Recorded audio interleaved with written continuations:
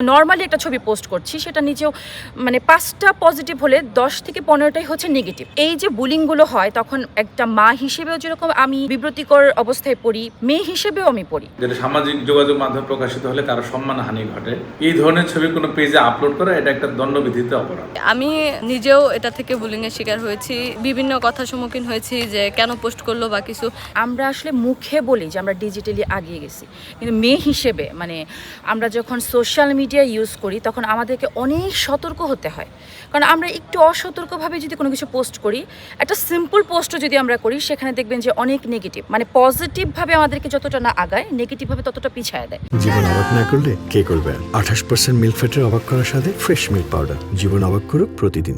যার কারণে দেখা যায় যে সরাসরি আমরা মাঠে যে যতটা কাজ করতে না পারি, সোশ্যাল মিডিয়াতেও আমাদের বুলিংয়ের শিকার হওয়া বিভিন্ন এই যে ধরেন বিভিন্ন পেজগুলো, বিশেষ করে ইদানিং ময়মনসিংহের কিছু পেজ আছে যেখানে দেখা যায় আমরা পরিজন নিয়েও যদি আমরা পার্কে যাই বা যে কোনো জায়গায় যাই, একটা অপ্রীতিকর ছবি তুলে সেটাকে এমনভাবে মানে পোস্ট করে, মানে খুব জিনিসটা দেখতে খুব দৃষ্টিগোচর লাগে।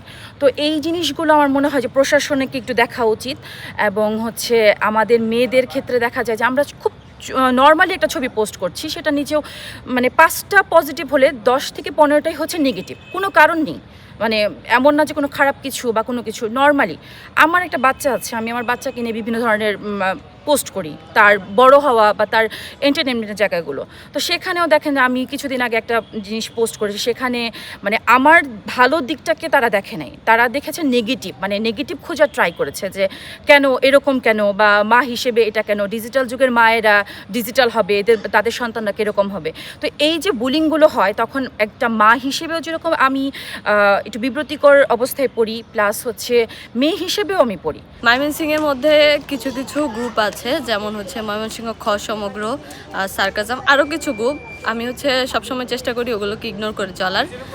গ্রুপগুলোতে হয় কি, আমি নিজেও এটা থেকে বুলিংয়ের শিকার হয়েছি।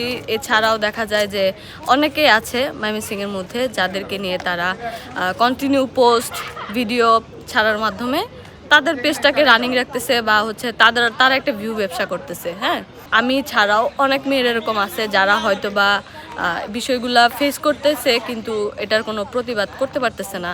যেমন আমি যেহেতু শ্বশুরবাড়ি থেকে এসে জব প্লাস অনলাইনে আইডি ইউজ করতাম, তো আমি বিভিন্ন কথার সম্মুখীন হয়েছি যে কেন পোস্ট করলো বা কিছু, যেহেতু আমার কোনো দোষ নেই। এছাড়া তো অনেকে আছে যারা এটা বলার সুযোগ পাচ্ছে না। তো আমি সবার হয়ে বলতে চাই যে এই ধরনের গ্রুপগুলো যারা এই অনলাইনে বিভ্রান্তিকর পরিবেশ সৃষ্টি করছে বা ময়মনসিংহের মানুষকে খারাপ বানানোর চেষ্টা করছে, এই পেজগুলো যেন যত দ্রুত সম্ভব আইনের আওতায় আনা হোক, এবং পেজে যারা অ্যাডমিন হিসেবে আছে ওদের আসলে একটা শাস্তির ব্যবস্থা করা হোক। যেটা বিব্রতকর, যেটা সামাজিক যোগাযোগ মাধ্যমে প্রকাশিত হলে কারো সম্মানহানি ঘটে, এই ধরনের ছবি কোনো পেজে আপলোড করা এটা একটা দণ্ডবিধিত অপরাধ। এটা প্রচলিত আইনে মামলা করা যাবে, অভিযোগ করা যাবে, এবং যেটা সরাসরি ধর্তব্য অপরাধ নয় সে বিষয়ে জিডি করা যাবে। এবং এক্ষেত্রে পুলিশের কাছে যে কোনো কমপ্লেন হলে আমাদের সাথে যোগাযোগ করলে আমরা সেটা খুঁজে বের করার চেষ্টা করব, যেগুলো কারা এর সাথে জড়িত, কারা করছে, আমরা তাদেরকে প্রচলিত আইনের ব্যবস্থা নেব। আমরা সেই সমস্ত ভিকটিমকে অনুরোধ জানাচ্ছি, আপনাদের সাথে যাদের এই বিষয়ে কাজ করা হচ্ছে আপনারা অবশ্যই আমাদের শরণাপন্ন হন, আমাদেরকে একটা অভিযোগ দেন, আমরা এই বিষয়ে ব্যবস্থা নেওয়ার চেষ্টা করব।